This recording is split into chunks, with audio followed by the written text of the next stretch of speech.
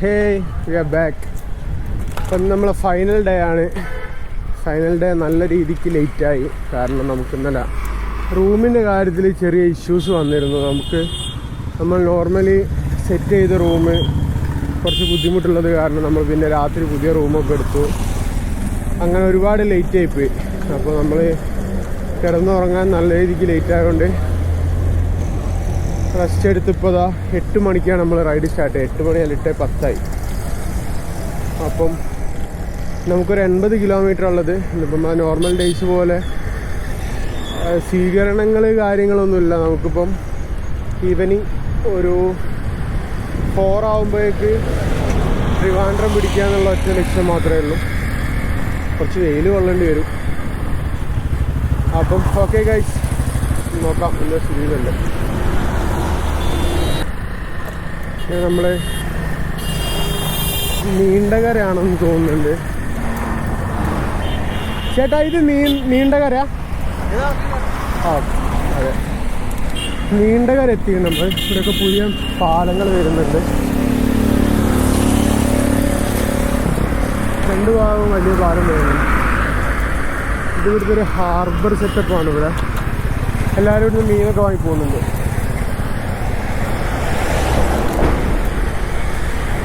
കാഴ്ചകൾ തുടരുന്നു.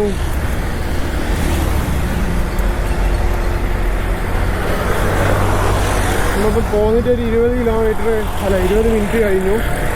9 കിലോമീറ്ററും കവർ ചെയ്തു. റോഡിൻ്റെ സ്ഥിതി പറയുകയാണെങ്കിൽ വളരെ മോശമാണ്. ചില സ്ഥലത്തൊക്കെ റോഡ് പണി നടന്നുകൊണ്ടിരിക്കുക. അപ്പോൾ അതിൻ്റെ ഒരു ബുദ്ധിമുട്ട്, ഡൈവേഷൻസ് ചില സ്ഥലത്തൊക്കെ പൊട്ടിപ്പൊളിഞ്ഞ് കിടക്കുന്നുണ്ട്. നമ്മളങ്ങനെ ബ്രേക്ക്ഫാസ്റ്റ് ഒക്കെ കഴിച്ചു. നമ്മൾ ഹൈവേക്കായിരുന്നു വന്നുകൊണ്ടിരുന്നത്. ഹൈവേ ഭയങ്കര വെയിലും റോഡ് പണിയും ഭയങ്കര ബുദ്ധിമുട്ട്. അപ്പോൾ നമ്മൾ നേരെ തീരദേശപാത പിടിക്കുകയാണ്, വർക്കല വഴി. നമ്മൾ അങ്ങോട്ട് ഡൈവേർട്ട് ചെയ്താണ്. കുറച്ച് ആൾക്കാർ നേരെ തന്നെ പോയിട്ടുണ്ട്. നമ്മൾ വേറെ റൂട്ടിലൂടെയാണ്. ഇന്ന് പ്രത്യേകിച്ച് പ്രോഗ്രാംസ് ഒന്നുമില്ല. ഈവനിങ് ഒരു പ്രോഗ്രാം ഉണ്ട്, അപ്പോഴേക്ക് അവിടെ എത്താമെന്നുള്ളതാണ് ടാർഗറ്റ്. അപ്പം നമ്മൾ ഈ വഴിയാണ് ചൂസ് ചെയ്തത്. ഇത് കുറച്ചുകൂടി സുഖമുണ്ട്. മറ്റേ വഴി ഫുള്ള് പൊടിയും ഇതായിട്ട് തീരെ പറ്റുന്നില്ല. നല്ല റോഡില്ലേ സിനാനെ? നല്ല റോഡില്ലേ?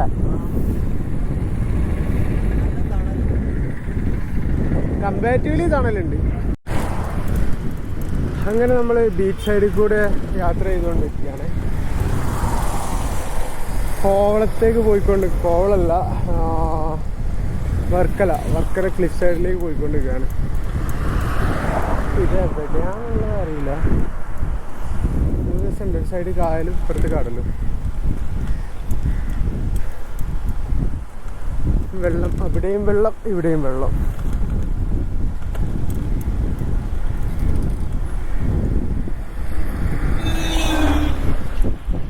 അവിടെയൊക്കെ ഫോട്ടോ എടുക്കാം. ഓ അങ്ങനെ നമ്മൾ എടാ നിൽക്കേ. നമ്മൾ സിനാകുമ്പോൾ അപ്പോൾ നമ്മൾ കാപ്പിൽ ബീച്ചിലെത്തിയിട്ട്, അത് ഇവിടുത്തെ ഒരു ഫേമസ്. നമ്മൾ തിരുവനന്തപുരം ജില്ലയിലേക്ക് കയറി. ഇതാണ് കാപ്പിൽ ബീച്ച്. കാപ്പിൽ ബീച്ച് ഇവിടുത്തെ കായൽ, ഈ സൈഡ് കടൽ.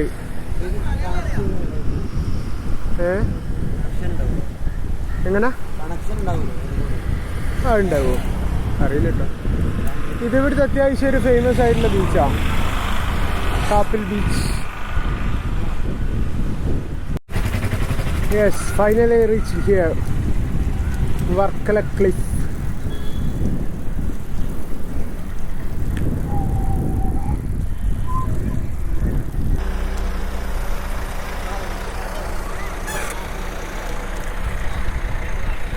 ഇതാണ് വർക്കല ക്ലിഫ്. നമുക്ക് ബാക്കിയുള്ള സ്ഥലത്തെല്ലാം നമുക്ക് ഇത്ര ഹൈറ്റിൽ വരില്ലല്ലോ. നമുക്ക് സമുദ്രനിരപ്പിനോട് ചേർന്ന രീതിയിൽ തന്നെയാണല്ലോ കരയും വരിക. ഇവിടെ കുറച്ച് ഹൈറ്റിൽ വരുന്ന രീതിയിലാണ്. അതാണ് ഈ ക്ലിഫിൻ്റെ പ്രത്യേകത. ഒരുപാട് പേർക്കൊക്കെ അറിയാനുണ്ടാവും. അപ്പോൾ നമ്മൾ അറിയാത്തവർക്ക് വേണ്ടി പറഞ്ഞതാണ്. നമ്മൾ വർക്കല ക്ലിഫ് ഏരിയയിൽ വന്നു.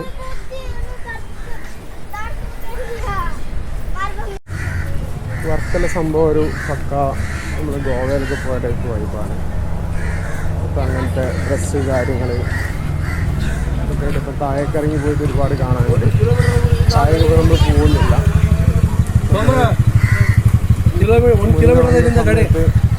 പോയതാണ്. പിന്നെ താഴേക്ക് പോകുന്നുണ്ടോ? അവിടെ സ്റ്റെപ്പാ.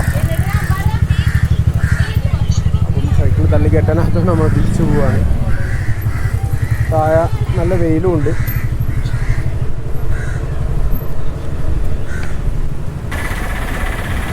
വർക്കല റിട്ടേൺ പോകുന്നതിന് നേരെ 5:30 5 മണിക്കാണ് ഉദ്ഘാടനം വരുന്നത്. അമ്പലത്തിലേക്ക് നമുക്ക് നേരെ ട്രിവാൻഡ്രം പിടിക്കാം. ഫുള്ള് തീരദേശ പാതയാണ്, റോഡ് വലിയ കുഴപ്പമില്ലാന്നാണ് തോന്നുന്നത്.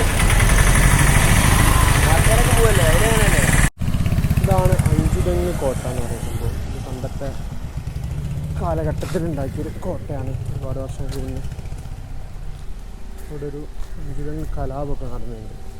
ഇപ്പോൾ അതിൻ്റെ 300-ാം വർഷം എന്ന് പറഞ്ഞൊരു ബോർഡൊക്കെ ഉണ്ട്. അപ്പം അത്രയും പഴക്കം ഉണ്ടാവണം ഇതിന്. അഞ്ചുതെങ്ങ് കോട്ട.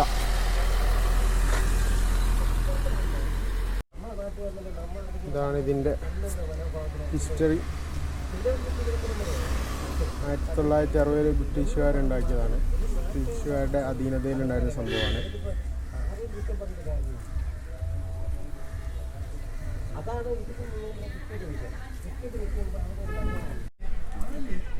ഇതാണ് ഈ കോട്ടയുടെ ഉൾവശം.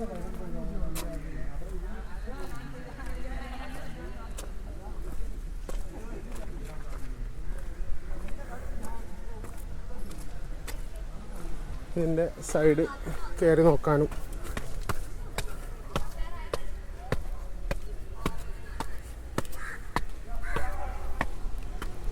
ഞങ്ങൾക്ക് യുദ്ധമുറകൾ ഏതാ നടക്കും ഇവിടെ? കോട്ടയല്ലേ? കോട്ടയ്ക്കകത്തുനിന്നല്ലേ? ആ സൈഡ് കടലാണ്. ഇതിൻ്റെ ഉള്ളിലിപ്പോൾ ഒരു പാർക്ക് പോലത്തെ സെറ്റപ്പാണ്, എല്ലാവർക്കും നടന്ന് കാണാനുള്ള.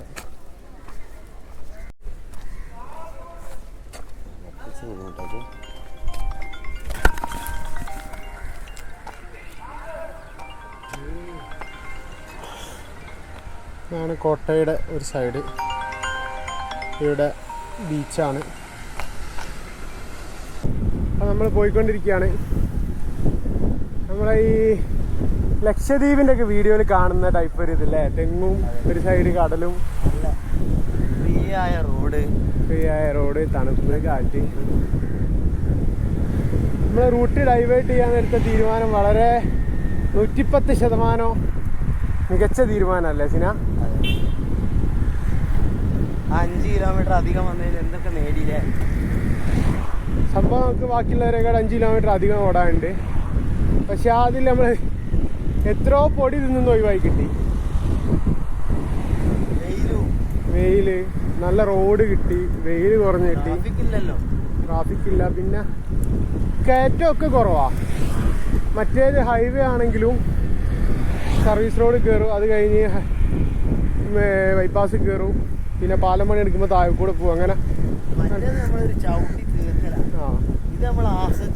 അതെ അതെ അതെ.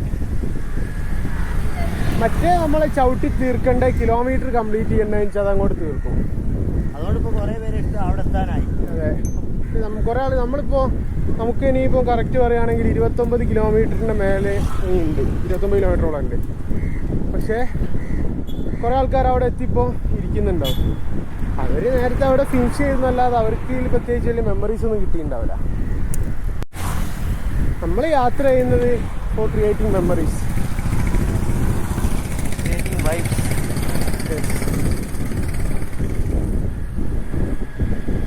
അന്ന് നമ്മൾ തിരുവനന്തപുരം പോയ പോലെ എന്ന് പറയണെങ്കിൽ അതെ എന്തെങ്കിലുമൊക്കെ വേണ്ടേ? അല്ലെ പിന്നെ നെഗറ്റീവായിട്ടേക്ക് യൂസ് ചെയ്യാം. അന്ന് തിരുവനന്തപുരം പോയോണായി പോയി. ഇപ്പോൾ ഓൾറെഡി ഞാൻ ഇതിന് മുന്നേ എൻ്റെ ഫ്രണ്ടിൻ്റെ വീട്ടിൽ വന്നിട്ട് ഞാൻ അവിടുന്ന് ബൈക്ക് എടുത്ത് ഈ റൂട്ട് പോയിരുന്നു. അപ്പം എനിക്ക് ഓരോരോ ഏരിയ എത്തുമ്പോൾ ഇങ്ങനെ സ്ട്രൈക്ക് ചെയ്യുന്നുണ്ട് ഓരോരോ കാര്യങ്ങൾ. നമ്മളിനി അടുത്ത പ്രാവശ്യം വരുമ്പോൾ ഇതിൽ ഒന്നുകൂടി സ്ട്രൈക്ക് ചെയ്യും. കാരണം ബൈക്കിൻ്റെ മുകളിൽ പോകുമ്പോൾ നമുക്ക് കൂടുതലൊന്നും മൈൻഡിൽ ഉണ്ടാവില്ല. പക്ഷെ സൈക്കിളിൽ പോകുമ്പോൾ ഓരോ മുക്കും മൂലയും നമ്മൾ ഓർക്കും. പിന്നെ ഓർക്കാൻ കുറേ കാര്യങ്ങളും ഉണ്ടാവും. നമ്മൾ കിതച്ചിട്ട് നിന്നത്, പിന്നെ വെള്ളം കുടിച്ച സ്ഥലം, പിന്നെ സ്പീഡ് പോയ സ്ഥലം, സ്പീഡ് കുറച്ച സ്ഥലം, അതൊക്കെ നമ്മളെ മൈൻഡിലുണ്ടാവും. സൈക്ലിംഗ് യാത്രയുടെ ഏറ്റവും വലിയ അഡ്വാൻറ്റേജ് അതാണ്. നമുക്ക് കൂടുതൽ ഓർമ്മകൾ സമ്മാനിക്കും. ഇതാണ് ഇവിടുത്തെ ഹാർബർ. അത്യാവശ്യം പ്രശസ്തമായതൊരു പള്ളിയാണ് അവിടെ.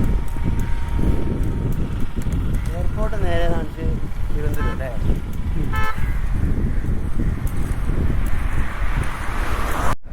ഇവിടെ ഇപ്പം എന്തൊക്കെ വർക്ക് നടക്കുന്നുണ്ട്. അവിടെ ഇതൊന്ന് ടൂറിസ്റ്റ് പ്ലേസ് ആയിട്ട് സെറ്റ് ചെയ്യാൻ തോന്നുന്നുണ്ട് ഇവിടെ.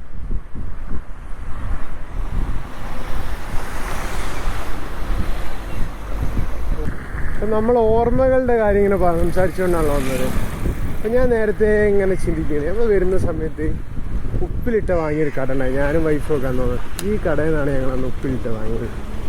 ആ അരിനെല്ലിക്ക ഇതൊക്കെ അതോ ഇതോ അല്ല, ആ ഇഷ്ടമല്ല. എനിക്ക് നല്ല ഓർമ്മയുണ്ട്. അപ്പോൾ അതേപോലത്തെ ഓരോ ഓർമ്മകളുണ്ട്. ഇനിയിപ്പോൾ അടുത്ത പ്രാവശ്യം വരുമ്പോൾ വേറെ ഓരോ ഓർമ്മ ഉണ്ടാവും. അപ്പോൾ എല്ലാവരും സൈക്ലിങ്ങിലേക്ക് വരൂ, കടന്നു വരൂ സുഹൃത്തുക്കളെ, കടന്നു വരൂ. ഒരുപാട് നല്ല മെമ്മറീസ് ഉണ്ടാക്കാം. അതേപോലെ നമുക്ക് നമ്മുടെ ആരോഗ്യം സെറ്റ് ചെയ്യാം.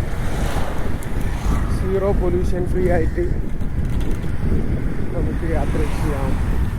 ഇവിടെ ഒരു അടിപൊളി പള്ളിയാണ് നിർത്തിയാണ്. ഏതാ പുത്തൻതോപ്പ് ഇടവക. നല്ല അടിപൊളി പള്ളി. മേഖലയിൽ 15 വർഷമായി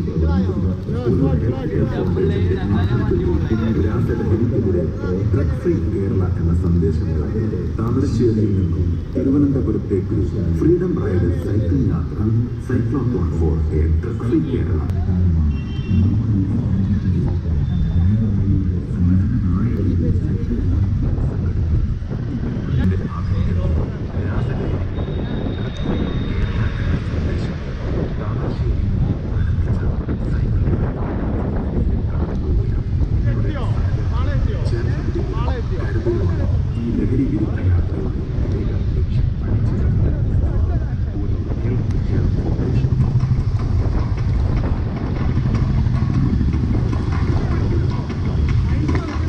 നിമിഷങ്ങളോട് നമുക്കും ചേർന്ന് നിൽക്കാം. വരൂ, health care foundation freedom ride സന്തോഷാരവങ്ങളിൽ നമുക്കും പങ്കാളികളാകാം.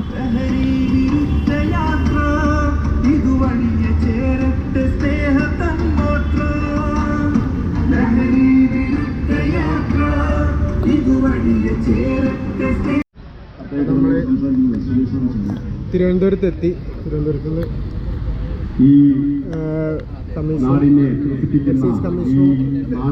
മന്ത്രിയൊക്കെ വന്നു ഉദ്ഘാടനം പരിപാടി ഉദ്ഘാടനം ചെയ്തു. തലസ്ഥാന നഗരി വരെ ചെറിയ തരത്തിൽ ഒരു സൈക്കിൾ യാത്ര സംഘടിപ്പിക്കാൻ മുന്നിട്ടിറങ്ങി.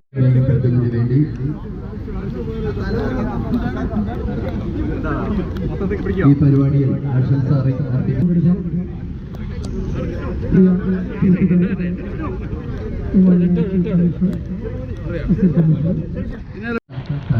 ചതിച്ചു ഗായ്സ്, ഇന്ന റിഷാദ് ചതിച്ചു ഗായ്സ്. എനിക്ക് കിട്ടുന്ന പൊണ്ണാട അതിക്രൂരമായി എന്താ പറയുക, നമ്മുടെ റിഷാദ് അടിച്ചു മാറ്റിക്കൊണ്ട് അതിലേക്ക് വളരെയധികം വിഷമമുണ്ട്. അതിന് വളരെയധികം വിഷമായി പോയി.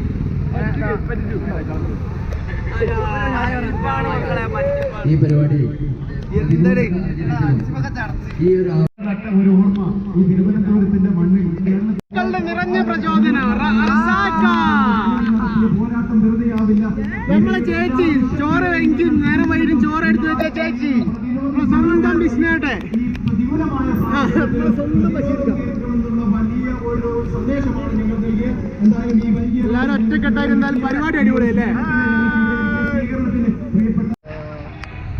ഒരു 25 വയസ്സ് വരെയുള്ള കാലഘട്ടമാണ് ഒരു മനുഷ്യൻ്റെ ജീവിതത്തിലെ ഏറ്റവും നിർണായകമായ കാലഘട്ടം. കാരണം നമ്മുടെ ശരീര വളർച്ച ഏകദേശം 21 വയസ്സാകുമ്പോഴാണ് പൂർത്തിയാവുന്നത്. എന്നാൽ നമ്മുടെ തലച്ചോറിൻ്റെ വളർച്ചയും സ്വഭാവ രൂപീകരണം ഏകദേശം 25 വയസ്സിലാണ് പൂർത്തിയാവുന്നത്. അതുപോലെ തന്നെ നമ്മൾ വിദ്യാഭ്യാസ കാലഘട്ടം എന്ന് പറയുന്നതും 25 വയസ്സ് വരെയാണ് ഏകദേശം. അപ്പം ഈ കാലഘട്ടമാണ് ഏറ്റവും നിർണായകം. ആ മനുഷ്യൻ്റെ ഭാവി എങ്ങനെയായിരിക്കും എന്നൊക്കെ നിർണ്ണയിക്കുന്ന ഒരു കാലഘട്ടമാണ്. അപ്പോൾ 3 കാര്യങ്ങൾ ഒരുമിച്ച് നടക്കുകയാണ്: സ്വഭാവ രൂപീകരണം, തലച്ചോറിൻ്റെ വളർച്ച, അതുപോലെ തന്നെ വിദ്യാഭ്യാസ കാലഘട്ടം. ഈ കാലഘട്ടത്തിൽ നമ്മൾ സ്വായത്തമാക്കുന്ന നല്ലതും മോശവുമായ ശീലങ്ങൾ ജീവിതാവസാനം വരെ നമ്മൾ കൂടെ ഉണ്ടാവും.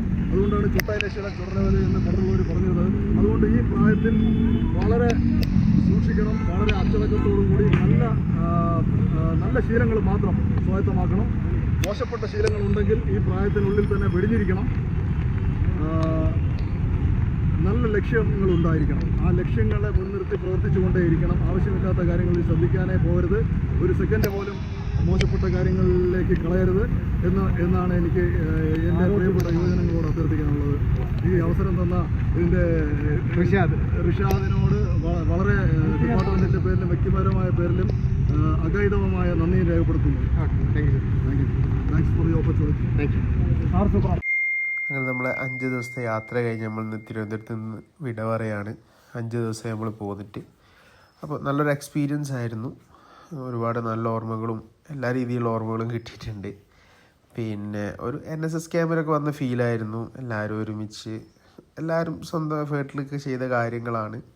ഇതെല്ലാം അടിപൊളിയായിട്ടുണ്ട്. കോർഡിനേഷനും കാര്യങ്ങളൊക്കെ നമ്മൾ വിചാരിച്ച രീതിയിൽ ഒന്നും വലിയ പരാജയങ്ങളൊന്നും ഇല്ലാതെ സംഗതി മുന്നോട്ട് പോയിട്ടുണ്ട്. എന്തായാലും അവസാനം ചെറിയൊരു മഴ കുടുങ്ങി. അപ്പോൾ നമുക്ക് തടുക്കാൻ പറ്റില്ലല്ലോ. എന്തായാലും അടിപൊളിയായി കഴിഞ്ഞു. Thank you. ഇത്രയും ദിവസം നമ്മൾ 5 ദിവസത്തെ വീഡിയോ കണ്ടതിന് പ്രേക്ഷകർക്കും നന്ദി. പിന്നെ നമ്മുടെ കൂടെ ചിലവഴിച്ച എല്ലാ സൈക്കിളിസ്റ്റുകൾക്കും വെരി താങ്ക്സ്. Thank you.